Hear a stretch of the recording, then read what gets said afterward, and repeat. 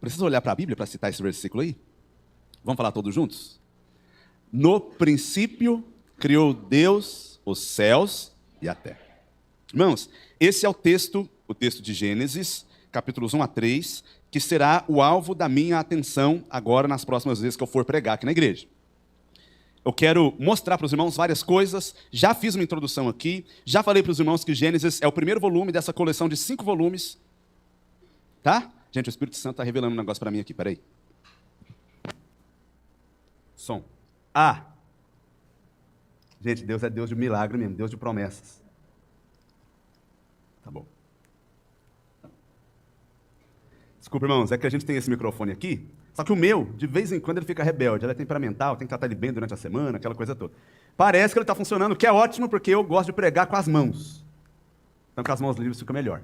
Mas, Gênesis, então, é o volume número 1 dessa coleção de 5 volumes, que é a chamada Torá para os judeus, a lei de Moisés para os judeus, para os cristãos, o Pentateuco para nós que somos cristãos, e ele foi escrito por Moisés. Moisés é o libertador do povo de Israel. Moisés tirou o povo de Israel, está indo agora, saindo do Egito como um bando, eles estão indo para entrar na terra prometida, eles foram libertos com braço forte, mão poderosa da escravidão do faraó, e eles vão entrar na terra, mas essa terra é habitada por pessoas, inclusive poderosas, grandes reinos, a chamada Canaã, os cananeus estão lá, e eles vão ter que guerrear para poder conquistar essa terra que Deus prometeu, e Moisés está escrevendo para dar para eles, não só um território, mas uma visão de mundo comum. Está dando para eles, Moisés aqui no caso, essa nova visão de mundo, que é impulsionada, que é controlada pela crença que eles têm a respeito da origem deles.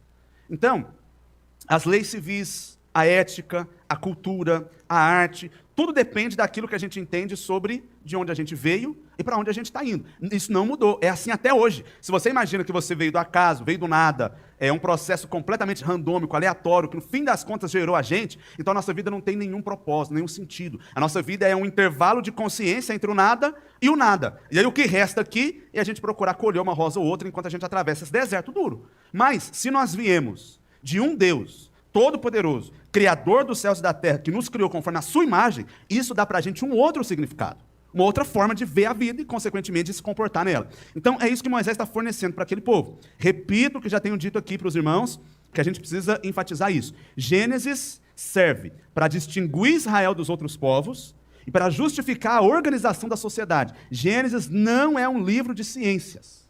Não é um livro de ciências, tá bom? Gênesis, se você ler, eu vou mostrar isso para os irmãos, ele vai contradizendo as mitologias da época. Ele vai mostrando como o Deus de Israel é maior do que os deuses que os povos adoram. E ele vai respondendo às questões importantes da nossa vida. E sem Gênesis, a gente não vai entender o resto da Bíblia. Se a gente não entender o que está aqui nos 3 primeiros capítulos, dificilmente entenderemos o restante. Se a gente abandonar isso aqui, todo o resto da fé cristã cai por terra também. É por isso que a crença na criação e na queda são centrais para nós. A crença na criação não é uma crença periférica, ela é central para a fé cristã. Se a gente abandona a criação, a gente, no fim das contas, vai abandonar todo o cristianismo. Então, nós estamos vendo palavra por palavra do versículo 1. Eu não vou ver palavra por palavra de todos esses 3 capítulos. Mas o primeiro versículo é muito importante. Ele é muito importante. Então a gente está vendo ele com calma. O que a gente já viu? Em primeiro lugar, que a palavrinha no princípio, Bereshit, significa que existe um conselho eterno de Deus que vai entrar em andamento. Significa que a história tem um propósito. Significa que existe um plano estabelecido por Deus desde antes da fundação do mundo, que aqui nesse momento, então, é inaugurado. Um decreto estabelecido desde a eternidade passada, que começa a realizar-se a partir daqui, caminhando para um rumo, para um fim estabelecido. A palavra no princípio, o significado dela está ligado e depende da ideia de um final, de um desfecho, de uma conclusão. Todos os povos do passado achavam que a história é cíclica, ela vai só se repetindo infinitamente. Mas a Bíblia diz, a história caminha para um final porque ela foi escrita pelo dedo de Deus. Existe uma grande história acontecendo. Deus escreveu. E nós somos personagens dentro dessa história. O protagonista dessa história é aquilo que nós estamos vendo agora. Não é você, acredite se quiser. Primeira frustração dessa noite, talvez eu vou te frustrar hoje. Você vai ter que me perdoar antes da ceia. Você não tem muito tempo para isso. Eu lamento frustrar você, mas o protagonista desse grande drama, dessa grande história, não somos nós. Sabe quem é? O nome dele está aí no primeiro versículo. No princípio, criou Deus. Deus é o protagonista dessa grande história. Mas ele, graciosamente, nos envolveu nessa grande história. Então, minha missão hoje é continuar apresentando para os irmãos o Deus da criação. O Deus conforme está revelado em Gênesis, capítulo 1, versículo 1. Algumas verdades que a gente já viu, eu preciso relembrar só para a gente avançar. Primeiro, a palavra que aparece aqui é a palavra Elohim. Esse sufixo im indica plural no hebraico. Literalmente é como se a palavra estivesse escrita no plural. Ao invés de Deus, deuses. Porém, o verbo criou, bará, está no singular. Por que isso acontece? Por que a palavra aparece no plural? Duas hipóteses. Ou Moisés vem de Minas Gerais, os mineiros eles conjugam assim, você já viu? No plural e o verbo no singular, nós vai, eu sou de Minas, tá bom? Se tem algum mineiro aí, fique em paz, eu sou de Minas. Nós vai, essas coisas, é mineiro que fala. Mas não é o caso de Moisés. Tem outra possibilidade. E a possibilidade, os estudiosos da gramática hebraica dizem que é um fenômeno na língua, que é o chamado plural majestático. Quando o escritor quer se referir a alguém e transmitindo através dessa escrita a noção de autoridade, de majestade, de soberania, de glória suprema, ele usa o plural majestático. Então o escritor quer atribuir grandeza, glória, majestade. A primeira linha da Bíblia apresenta para nós um Deus que é Rei Supremo e Soberano, que é o Deus majestoso, que é o Deus Supremo, o Deus que é detentor de uma grandeza ilimitada. Os israelitas tinham que saber disso. Quem é o Deus deles? E nós temos que saber disso. Quem é de fato o nosso Deus? Coloque-se no lugar dos israelitas. Eles estão caminhando, irmãos, saindo do Egito. Faraó é o senhor deles, eles são escravos, eles saem de lá, mas eles saem como um bando desorganizado, eles são um punhado de escravos que estão saindo da maior nação do mundo, e eles vão agora entrar na terra prometida. Mas sabe o que eles vão precisar fazer antes de conquistar a terra? O livro de Josué nos conta isso muito bem. Eles vão ter que lutar batalhas muito duras, contra povos que eram muito poderosos. Vão ter que transpor muralhas que eram intransponíveis. Como, afinal de contas, esse povo vai dar conta, como um bando, um punhado de escravos, de guerrear como um grande exército e vencer os inimigos e conquistar a terra que Deus prometeu? Só tem uma coisa que pode servir para eles de consolo e esperança nessa hora. A consciência de que eles são um punhado de escravos libertos. Mas o Deus deles é o Deus Supremo. O Deus soberano. É o Deus que vai à frente e o Deus que vai dar a vitória. A gente passa pela mesma coisa, não passa não? Você que veio aqui na frente nessa noite, ou mesmo você que não veio, mas aí do seu banco tem apresentado ao Senhor no seu coração as suas várias limitações. Deus quer te lembrar nessa noite, eu sou o grande Deus. Você tem que crer em mim, confiar em mim, porque eu é que vou à frente. Eu é que luto as batalhas, eu é que venço as guerras, eu é que sou o general. E nós marchamos certamente, como inclusive foi cantado hoje de manhã, na coragem do Senhor. Então, meus irmãos, diante da primeira linha da Bíblia, o leitor, ele se curva, ele se tomba, ele se prostra, ele se vê apequenado diante desse grande Deus. Isso, por um lado, faz com que eles tivessem confiança. Ô glória, o nosso Deus é o Deus Supremo. Mas, por outro lado, isso faz com que eles também temam, se prostrem e com reverência compareçam diante desse que é o grande Rei. Nosso Deus não é um Deus qualquer. Ouça isso, por favor. Nosso Deus não é um Deus qualquer. A gente não vive diante dele de qualquer forma, porque ele é o Rei Supremo. Diante dele, nós nos apresentamos com obediência, com submissão voluntária, com reverência. Nós não estamos diante de qualquer um. Um grande problema do povo de Israel no passado foi justamente esse. Se você ler o Salmo 50, é como se Deus estivesse chamando o povo dele para contender. E aí Deus fala para eles assim, vocês acharam que eu era o seu igual. É Deus dizendo, eu não sou como vocês. A irmã Xuxa, já ouviu falar dela? A irmã Meneghel, ela canta um corinho que fala assim, tudo que você quiser, o cara lá de cima vai te dar. Pois é, essa irmã é herege, tá bom? Essa irmã é herege. Deus não é o cara lá de cima. Não é alguém igual a mim, só que mora no segundo andar.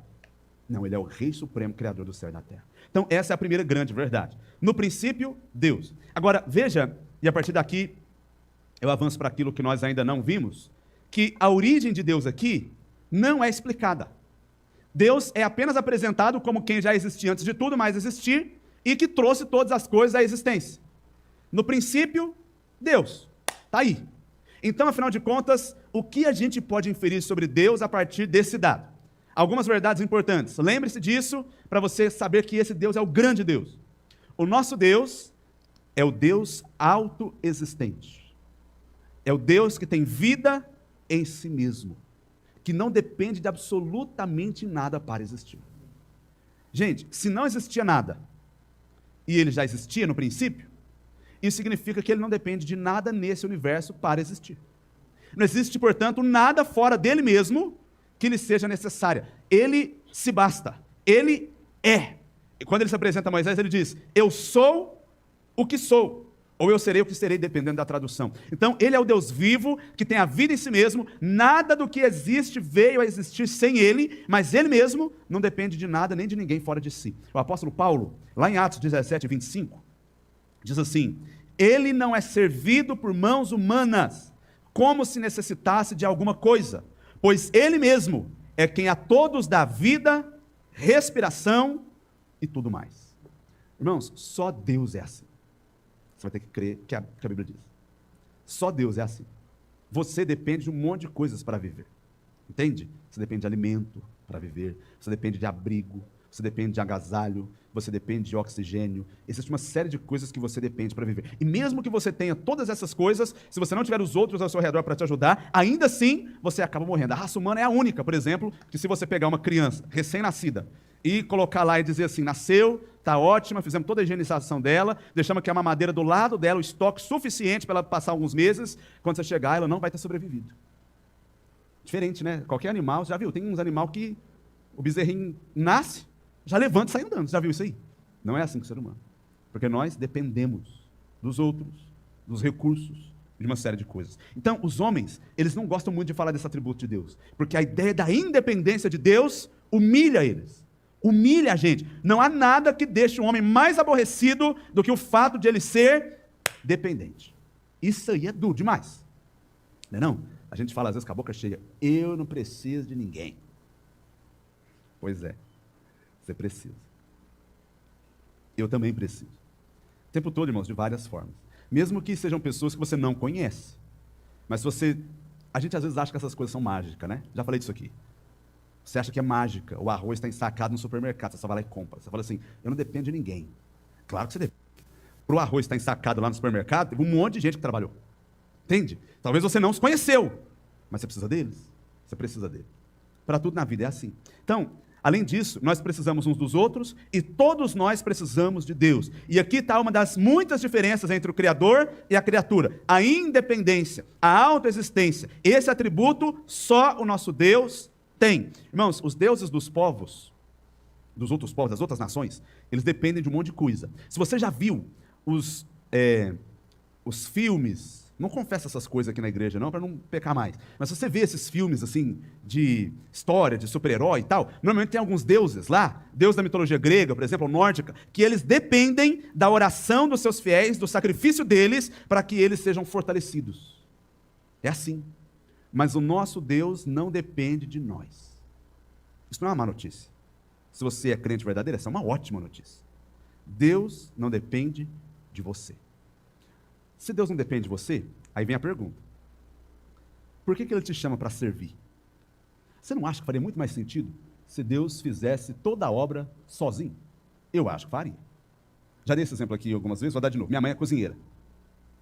E aí, quando eu era seminarista, existem algumas classes sociais, né? A estratificação social é grande na nossa sociedade. Então tem os bilionários, milionários, aí tem os ricos, aí tem os pobres, muito pobres, miseráveis e seminaristas. Está lá embaixo, seminarista. Eu era seminarista.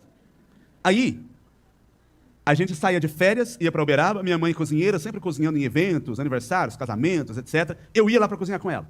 E aí, gente, era muito curioso aquilo, porque ela, por sua vez, muito habilidosa no que faz, e eu, até conseguir descascar uma cebola, demorava bastante tempo. E aí, às vezes, minha mãe estava lá trabalhando, ela já tinha picado não sei quanta cebola lá, chorando e picando, e eu só chorando sem picar nada. E aí, daqui a pouco, ela olhava para mim, e ela falava assim: até agora você está na mesma cebola, menino? E eu chorando, né? Falava: toma. Ela falava: me dá isso aqui. E aí, ela mesmo já pegava e descascava tudo, porque na pressa, às vezes, ela não podia depender de mim. Ela tinha que fazer o negócio ficar pronto, e eu estava lá enrolando. Irmãos, a gente na fé cristã, no serviço cristão, é o pastor Carlos chorando, picando a cebola. Você há de convir comigo que a gente poderia ser muito melhor, não? A gente perde a oportunidade de falar de Jesus demais. A gente às vezes sabe o que deve fazer e não faz. Sabe o que não deve fazer e acaba fazendo. Essas coisas acontecem conosco. Por que Deus não faz tudo sozinho? Ele poderia. Então eu vou te contar agora. ele te convida para participar, não é porque ele depende de você. É para que você tenha o privilégio de jogar no time que vai ganhar. É isso. Entende? Deus é aquele que é capaz de pegar os piores jogadores do campeonato. É, você mesmo, que se julga o bonzão do futebol aí, que na igreja tem uns craques. Ele pega os piores jogadores do campeonato. E ele vence o campeonato porque ele é um bom técnico. No fim das contas, toda a honra e toda a glória recaem sobre ele. Mas você tem a chance de participar. Irmãos, isso é fantástico. Isso aqui é fantástico. Tem um texto lá de Isaías 53 que fala sobre Jesus, mas eu vou fazer uma aplicação secundária, tá? Depois que Jesus faz tudo o que faz, ele olha e a Bíblia diz assim: ele verá o fruto do penoso trabalho de suas mãos e ficará satisfeito. Lembra disso? Eu estou aplicando de forma secundária, mas é mais ou menos isso que Deus vai permitir a gente experimentar. Vai chegar o dia que as coisas como a gente vê hoje, elas vão terminar. Deus vai estabelecer novos céus, nova terra, onde habita a justiça. E nós reinaremos com Cristo. E nós vamos olhar para tudo aquilo que está acontecendo e nós vamos ter uma certeza. Nós participamos disso. É muito diferente o sentimento de quem apenas experimenta uma bênção de alguém que trabalhou para que aquela bênção de fato acontecesse. Você sabe disso. Uma coisa, eu me lembro que eu era adolescente, nós mudamos para uma casa, nós não tínhamos nada, irmãos, não tínhamos nada. Nós tínhamos um colchão de casal onde dormíamos minha mãe, meu irmão e eu. E aquele colchão de casal lá e o chão era praticamente a mesma coisa. Mas aí eu tinha 14, 15 anos na época, eu comecei a trabalhar. Não é sobre minha pregação não, pelo amor de Deus, é só um exemplo. Comecei a trabalhar e devagarzinho fiz um combinado com a minha mãe. Minha mãe vai pagar as despesas da casa e eu vou mobiliar. E aí eu tinha 14 anos, mas ganhava meio salário mínimo. Mas com tudo aquilo que eu ganhava, eu ia comprando as coisinhas para a nossa casa e ia mobiliando ela. Até hoje, quando eu vou na casa da minha mãe, eu sinto uma alegria no meu coração. Que é a alegria de saber que muitas daquelas coisas que estão lá, eu ajudei naquele momento. Hoje as coisas estão melhores, porque Deus me deu a graça de ser um participante. A gente fala isso. Você fala isso, agora eu vou te pegar. Os irmãos mais velhos aqui da igreja, mais antigos aqui da igreja, eles chegam e falam assim: no meu tempo, falou no meu tempo, já sabe, né? No meu tempo, na minha época, as coisas não eram assim, não. Eu lembro que aqui era assim, assim, assado, mas aí o irmão fulano de tal se levantou, e não sei quem deu uma oferta, e nós fizemos um mutirão na igreja, e aí nós conseguimos construir aquilo que a gente tem hoje, e os irmãos falam isso com a boca cheia, tá certo, tem que falar mesmo. Eles foram participantes. É tão legal você desfrutar de algo que você sabe que Deus usou você para produzir. É isso que Deus está fazendo conosco. Então, aprenda uma coisa, por favor. Essa cultura que a gente adquiriu no mundo evangélico, de ficar barganhando com Deus, isso não está certo, não. Tá bom? A gente não barganha com Deus que não precisa da gente. A gente só barganha com quem precisa de algo que a gente tem. Não tem nada que a gente tenha que Deus não seja a fonte absoluta. Tudo que nós temos foi Deus que deu. Não tem como a gente oferecer nada para Ele que Ele antes não nos tenha dado. Nosso dinheiro, nossos dons, nossos talentos, nossa habilidade, nossa inteligência, nosso corpo, foi tudo Deus que deu. O que a gente faz então? A gente, em gratidão, devolve. Em gratidão, a gente investe na sua obra. Então, para com isso, tá? Eu vou vir no culto para Deus me abençoar. Não, eu vou vir no culto porque Deus já me abençoou. Você entende? É assim. Eu vou louvar para Deus fazer isso para mim. Não, não. Eu vou louvar porque Ele é digno de todo louvor e Ele já me deu tudo que eu preciso e eu preciso devolver para Ele em gratidão aquilo que Ele faz por mim na minha vida. É assim. Nossos atos espirituais não são uma espécie de negociação com Deus. Pelo contrário, são uma resposta à graça daquele que não precisa de mim, mas amorosamente me escolheu para jogar no time que vai ganhar no final. Ele te escolheu. Que bênção isso, né? Quando eu era... Irmãos, eu sempre gostei de jogar bola. Eram as pessoas do meu time que não gostavam que eu jogava com elas. E aí eu adotei uma estratégia. Essa estratégia é sábia demais, aprende ela. Compre uma bola. Porque se a bola é sua, filho, ou eu sou escolhido, ou eu levo a bola embora e ninguém joga. E aí? E é isso. E aí eu comprei a bola. Você não comprou a bola. Mas mesmo assim Deus te escolheu. O mundo nos desprezou. Mas Deus nos escolheu. Você entende? O mundo olhou para nós e a Bíblia diz que ele nos rejeita. Mas a Bíblia diz que Deus escolheu as coisas loucas do mundo, as desprezíveis, aquelas que nada são, para reduzir a nada as que são, a fim de que ninguém se glorie na presença de Deus. Ele é o Deus autoexistente, o Deus que é o Rei Supremo, o Deus que é o Todo-Poderoso, o Deus que é exaltado, o Deus que tem a vida em si mesmo. Então essa é a primeira verdade. A segunda verdade, aprenda por favor, essa palavrinha no princípio significa o princípio do tempo. antes disso aqui, não existia tempo. Mas apesar de não existir tempo, existia Deus. Isso significa, usando agora uma outra linguagem, para ficar fácil, que Deus é eterno. Essa é a verdade apresentada para a gente em Gênesis 1. Nosso Deus é o Deus eterno. Ele não teve um início. Irmãos, nós seres humanos existimos porque um dia fomos trazidos à existência pela vontade de outros seres. Mas não é assim com Deus. Não existe nada ao nosso redor, nossa família, nossas casas, nossas árvores, montanhas, tudo que se pode imaginar que não tenha vindo à existência em algum momento. Mas Deus é distinto de tudo que existe, de tudo que é produto da sua criação, porque ele existia quando nem o tempo existia. Não havia tempo, não havia espaço, não havia matéria, mas havia Deus. Irmãos, então atenção para isso. O tempo não passa para Deus. Isso é muito louco. Deus é indiferente ao tempo. Se eu perguntar assim, que dia que Deus faz aniversário? Que dia? Que o diabo, você sabe que é em agosto, né? Sabe disso? Que diz que agosto é o aniversário do diabo? Você nunca viu isso, não? Então você não leu a Bíblia. Não, isso não está na Bíblia não, já estou brincando. Tem nada disso na Bíblia, tá bom? É porque eu ouvi uma pastora dizer um dia desse aí na internet que agosto demorava a passar porque o diabo fazia aniversário em agosto. E aí eu trouxe isso comigo aí, mas eu sei lá de onde ela tirou isso. E você que faz aniversário em agosto, me perdoe, tá bom? Isso aí não é verdade, não. Isso não é verdade, não. Quem faz? Ouvi alguém falar e eu faço. Ô, lixo. O Arthur também? Desculpa, Arthur. Aguai. Nossa, arrumei briga com a igreja inteira. O Herbert, meu pai do céu. Gente, foi a pastora lá que falou. Eu retiro o que eu disse e vamos voltar à sobriedade aqui.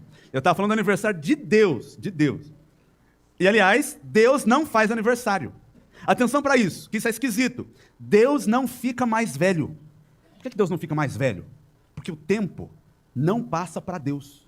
Deus não experimenta o tempo da forma que a gente experimenta. Então, nenhuma unidade de medida temporal se aplica para que a gente meça, por exemplo, a idade de Deus. Ele é antes de todas as coisas, ele sempre existiu, ele não tem início, não tem começo, não foi gerado, ele é o que era, o que é e o que há de vir. Então, quando a gente pensa em eternidade, a gente pensa em algo que não tem fim. E isso está certo. Só que no caso de Deus é mais do que isso.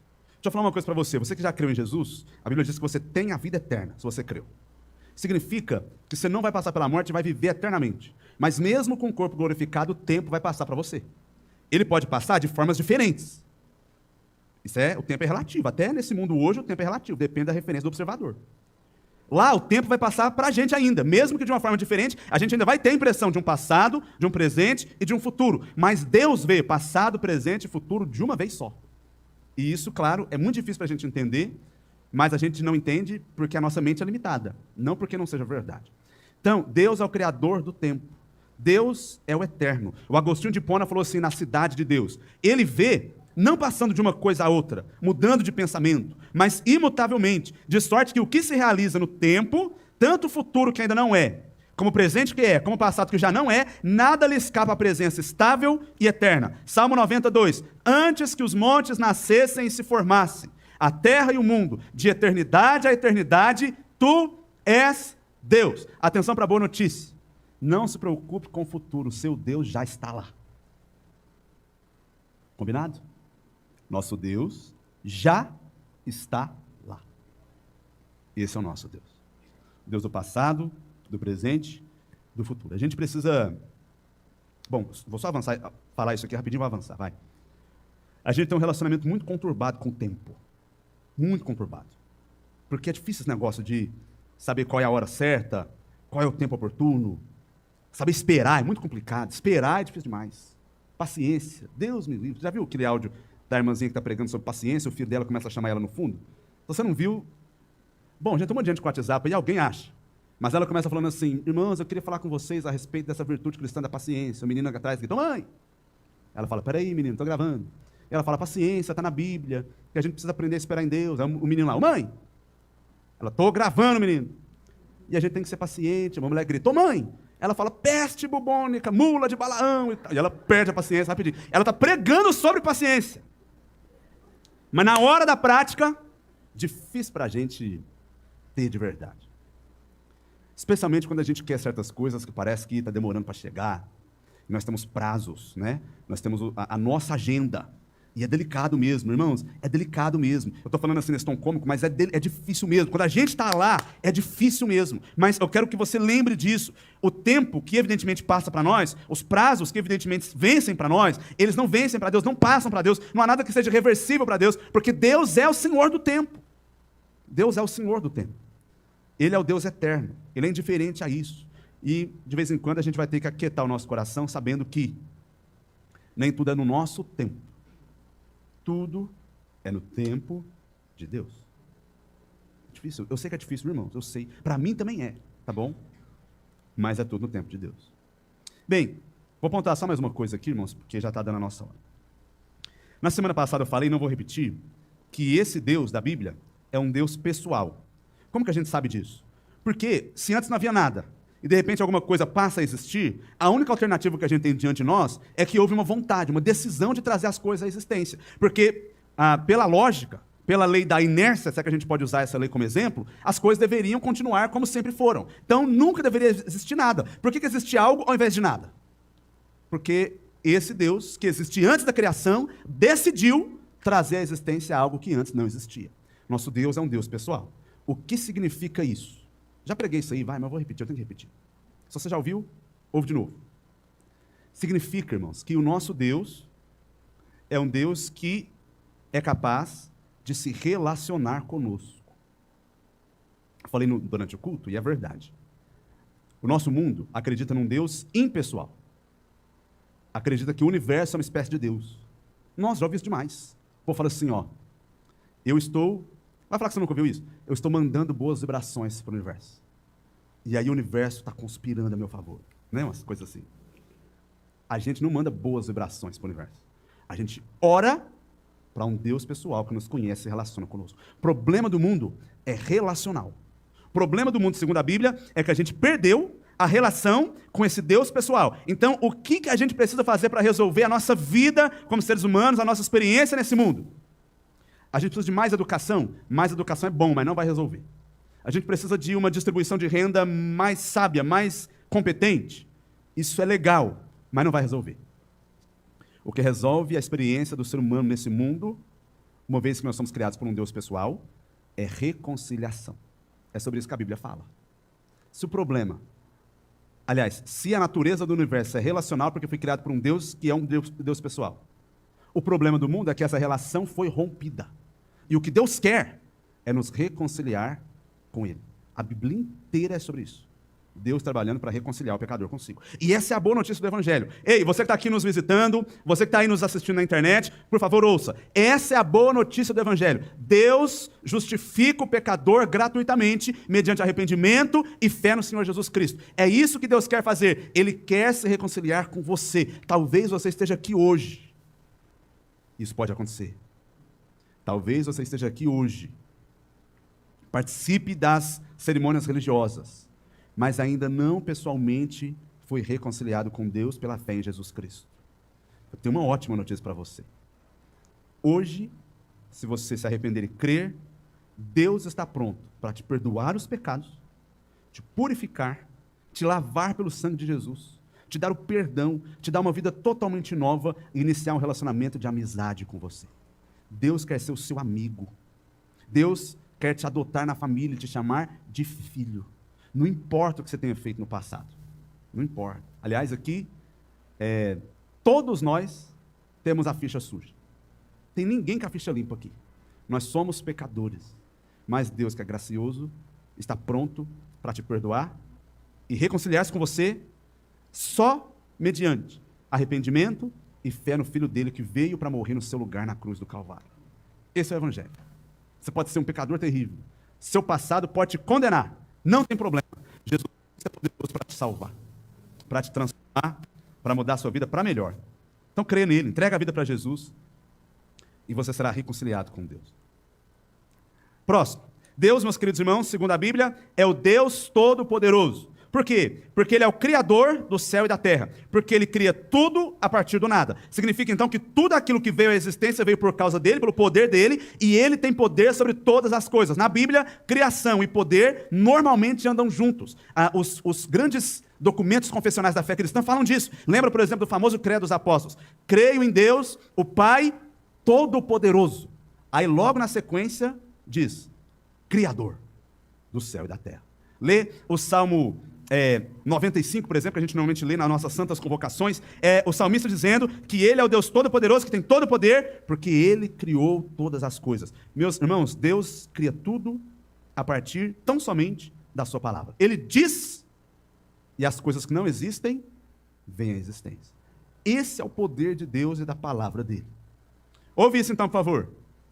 Se Deus tem poder para trazer à existência tudo que há, duas coisas. Uma, ele jamais será derrotado. A irmã Guaianaí leu aqui na liturgia. Bem sei que os seus planos não podem ser frustrados. Por que não? Porque ele é o Todo-Poderoso. Irmãos, a gente não é assim. Eu posso dizer para você assim, até amanhã. E amanhã eu não apareço. Por que não? Porque eu não sou Todo-Poderoso. Não é uma questão de, talvez, má intenção. Mas pode ser de alguma coisa acontecer. O pneu do meu carro furou, eu fiquei doente. E aquilo que eu prometi eu não consegui cumprir. O meu plano se frustra. Porque eu não tenho todo o poder. Mas os planos de Deus não podem ser frustrados. Porque Ele é o Deus Todo-Poderoso. E Ele cria tudo a partir da sua palavra. Olha que legal isso. Sabe o que significa isso? Romanos 1,16 fala assim, que o Evangelho é o poder de Deus para a salvação de todo o que crê. Então, se a gente tiver contato verdadeiro com a palavra de Deus, vai ser poder de Deus sendo doado para que nós possamos enfrentar as lutas do dia a dia. Além disso, quando você se sentir fraco, lembre-se, você é mesmo. Você achou que eu ia falar igual os coaches, né? Você sabe como é que os coaches falam, né? Eles falam assim, compra meu curso que eu vou destravar o seu potencial interior. Que potencial interior? Ai, gente, peraí, estou pecando já, eu tenho que ser já. Você é fraco mesmo, mas o nosso Deus tem todo o poder. Então, a sua confiança não está no seu desempenho, na sua performance, mas no poder de Deus. Creia que Deus é poderoso para fazer qualquer coisa. Não há nada impossível para Deus. Se Deus não está fazendo, é porque Ele tem um plano diferente. Tá bom? E aí a gente vai ter que descobrir que plano é esse e se alegrar nele mesmo assim. Bem, irmãos, vou terminar dizendo, já que Deus é autoexistente, já que Deus é eterno, já que esse Deus é um Deus pessoal, já que esse Deus é o Deus Todo-Poderoso, nós podemos ter certeza também de que esse Deus é o Deus soberano. Porque se Ele é o Deus que cria tudo, isso significa que Ele tem direito sobre tudo. Todas as coisas pertencem a Ele. Ele é o dono de todas as coisas. Tudo lhe pertence. Salmo 24, versos 1 e 2. Ao Senhor pertence a terra e tudo o que nela se contém, o mundo e os que nele habitam. Fundou a Ele sobre os mares e sobre as correntes a estabeleceu. Olha a relação que o texto faz. Todas as coisas pertencem a Ele, porque foi Ele que fundou a terra sobre os mares e estabeleceu ela sobre as correntes. Então, veja, tudo pertence a Deus. A gente cantou hoje assim, já não há mais nada que a Ele não pertence, porque tudo é dele. Então, meus irmãos, o universo pertence ao Senhor Jesus Cristo. A igreja não pertence ao pastor, nem ao membro fundador, nem ao contribuinte com mais poder aquisitivo. A igreja pertence ao Senhor Jesus Cristo. Esse prédio aqui, pertence a Jesus. Os louvores pertencem a Jesus. Os bens pertencem a Jesus. O dinheiro pertence a Jesus. Tudo é dele. Ele comprou tudo. O culto pertence a ele, os louvores, as pessoas, os recursos, tudo é dele e ele deve ser obedecido, honrado como Senhor supremo e único da casa que é dele. Que é dele. Então deixa eu terminar. Irmãos, pense no povo de Israel.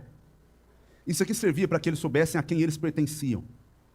Havia outros povos que eles precisariam lutar contra. Mas Moisés está dizendo, tudo pertence a Deus. Eles vão entrar numa terra que havia sido prometida por Deus aos pais deles, Abraão, Isaque e Jacó. Mas com que direito eles iam entrar e tomar uma terra onde outras pessoas moravam ali? Porque o Deus deles é o Criador do céu e da terra. Tudo é dele. E como ele tem direito, ele dá o que ele quer a quem ele quer. Então lembre-se disso. Eu lembro aqui na igreja quando a gente viveu o privilégio de adquirir a casa ao lado aqui, que não era da igreja até 5 anos atrás. Irmãos, aquela experiência para quem viveu foi muito, muito intensa. Os diáconos se lembram muito bem. Na época eu tinha acabado de chegar aqui, eu era mais um espectador do que um participante, mas eu estava vendo de perto. E aí, toda semana, esse episódio aqui eu tenho que contar para vocês. Pastor Luciano, dá licença, viu? Mas não tem medo não, viu, pastor? Essa história pode. Toda terça-feira a gente orava, pastor Luciano e eu aqui no escritório. E aí a negociação com a casa estava empacada, o negócio não andava e tal. O dono da casa ali era muito resistente, ele queria vender, mas quando descobriu que era para a igreja, aí ele não quis mais. Bem, nós oramos aqui no escritório, o pastor Luciano orou assim, e eu lá com ele, com fé. E ele falou assim, Senhor, se for da tua vontade a gente adquirir de fato esse imóvel, que é para o bem da obra do Senhor, para beneficiar a igreja do Senhor, tão somente, o Senhor faça com que o dono do imóvel, ele venha aqui hoje ainda, e bata aqui, me procure, e a gente possa finalmente chegar no negócio. Na hora que ele orou assim, eu estava com o olho fechado, eu abri assim. Falei, pensei, né, comigo. Falei, nossa, agora ele forçou. Eu tenho fé também, mas... Nessa época, o programa de rádio que a gente tem hoje de manhã, na época era tarde, das 4 às 5. Aí nós fizemos o programa de rádio, eu e ele. A gente saiu e eu subi primeiro, ele estava ali fechando a porta e tal, eu subi. Na hora que eu subi aqui e abri a porta lateral, sabe quem está escorado aqui na grade? Olhando para mim com aquela cara de meu grande amigo. Adivinha quem? O dono do imóvel.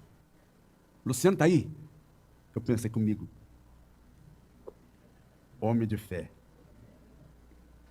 E aí eles conversaram e tal, e as coisas fluíram. Eu estou contando isso para dizer uma coisa. Deus deu, porque Deus é o dono de tudo. Entende? E aí ele dá para o seu povo aquilo que ele entende ser melhor para o seu povo naquele momento, uma vez que ele tem direito sobre todas as coisas. Mas lembra de uma outra coisa, por favor. Você também pertence a ele. Seus bens, seus imóveis, seus automóveis, as roupas que você veste, a forma como você administra seu recurso, essas coisas pertencem a Deus. Nós somos mordomos, administradores de algo que Deus deu. Atenção para isso, não é só 10% que é de Deus e o resto é meu. Tudo é de Deus. Tudo é de Deus. E isso é muito sério. Porque Ele vai pedir contas da nossa administração mais cedo ou mais tarde. Mas, irmãos, esse é o nosso Deus. Existem as grandes responsabilidades, mas também que grandes privilégios. Pertencer àquele que é o Criador do céu e da terra.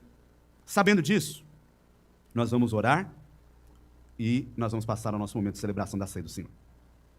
Fecha seus olhos, por favor, se você pode, para a gente orar junto, adorando, bendizendo a esse grande Deus, Deus perfeito, Deus único, supremo, soberano, poderoso, eterno, aquele que é a fonte de toda a vida e que está ao nosso lado.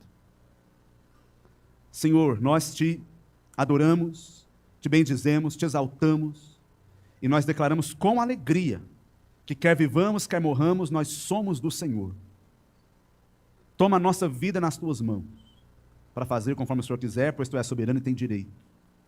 Ao mesmo tempo, cuida do teu povo, dando ao teu povo o que o teu povo precisa. Porque o Senhor é dono de todas as coisas e sobre todas elas o Senhor tem direito. Senhor, luta nossas batalhas. Nós confessamos que somos fracos, mas entregamos a nossa vida a Ti, confiando que na nossa fraqueza Tu és o Todo-Poderoso. Obrigado, Deus, por ser o nosso Deus e por nos resgatar em Cristo Jesus, em nome de quem nós oramos, confiantes e agradecidos. Amém.